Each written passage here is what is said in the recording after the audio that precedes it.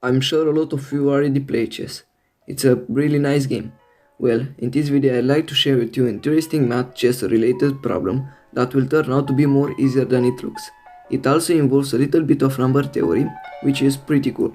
We'll dive in step by step, and also for reference I will use C++. So this is the problem. Given n, in how many ways can we place two knights on a chessboard of n times n so that they don't attack each other? Write a formula. Rules.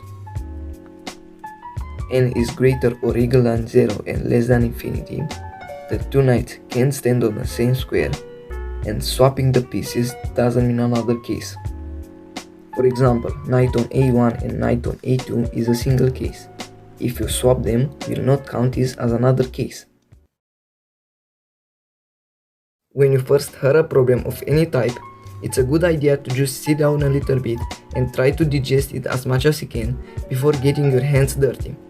First of all, you have this number n, and the table is n times n. If n is 2, the table will have 4 squares in total. If n is 5, the table will have 25 squares, and so on. The next information we get from the problem is that two knights are placed on the table. As you may already know, the knights can move in an L shape. They can move 2 squares in any direction vertically, followed by 1 square horizontally, or 2 squares in any direction horizontally, followed by 1 vertically. We'll need to figure out in how many ways we can place the two knights so that they don't attack each other. It can be like this, or even like this, etc. We just need to figure out the formula. A good start will be to try to calculate how many possibilities are there to place the knights on the chessboard. I mean literally all possibilities. I'll also use chess notation to explain it better. Let's take as an example a 2 times 2 board. How many ways are there to place the two knights? Take a fixed knight and place it on a1. Now move the other knight on the other 3 squares, b1, b2 and a2. Now we need to move the fixed knight on b1 and repeat the process.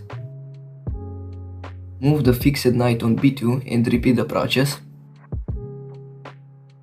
And the last one, move the fixed knight on a2 and repeat the process. As you can see, there are 12 possibilities, but remember about rule 3. Any scenario has a duplicate, so the possibilities in our case is 6. Well, how you will write this as a formula? Pause the video and think about it. We can calculate it by multiplying the number of squares with number of squares minus 1. From the example you just saw, after we set a fixed knight, there are 3 possibilities to place the other knight. We did it 4 times, so this is the formula. Now, just divide the formula by 2. N to the power of 2 times n to the power of 2 minus 1 divided by 2.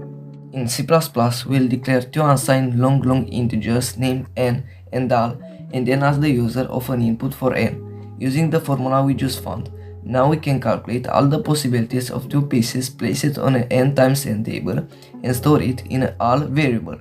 Cool, right? Now, because we already have a formula to calculate all possibilities of two pieces, we just need a formula to calculate all possibilities of two knights attacking each other. Think it like this. From all variable, a number, we decrease the value of all attacking cases. What we'll get?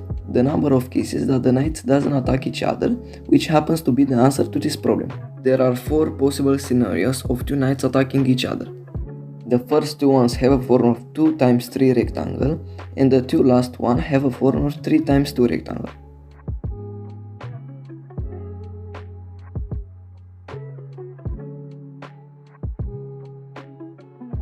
As I said, 4 scenarios, and now, if you figure out how many of these fit an n times n chessboard, the problem is almost over.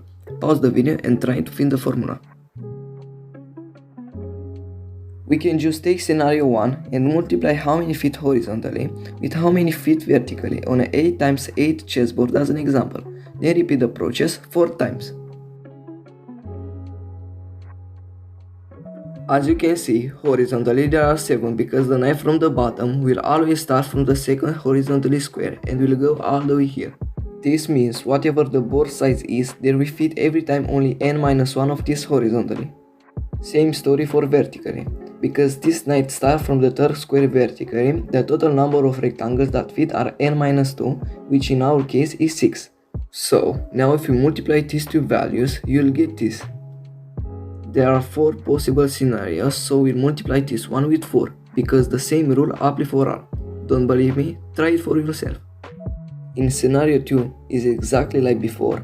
In scenario 3, unlike the others two we saw previously, horizontally we'll take n-2 rectangles and vertically n-1, and in scenario 4, again, is just like in scenario 3. So finally, we get this formula, 4 times n-1 times n-2. In C++, we need to declare another variable named attacks, and then calculate the number of attacks with the formula we just discovered. Well, from now it's very easy. Pause the video and try it. As I said, we just need to decrease the value of attacks from the value of all, so the final formula is this. In C++, we need to write all minus attacks and store the result in a variable, but first you need to declare it. At the end, just print it to the screen. This was a relatively simple problem, even that for me it took some solid days to solve, but it was just a regular square chessboard of n times n with only 2 same pieces. So, for the folks that want more, I have a challenge for you. Given n, in how many ways can we place 2 knights, a queen and a king on a chessboard whose array is 3 times n to the power of 2, so none of them don't attack each other? Write a formula. This is the board with parameters. Well, to be honest, I don't even know if this problem is possible, and that's why I throw it in your face.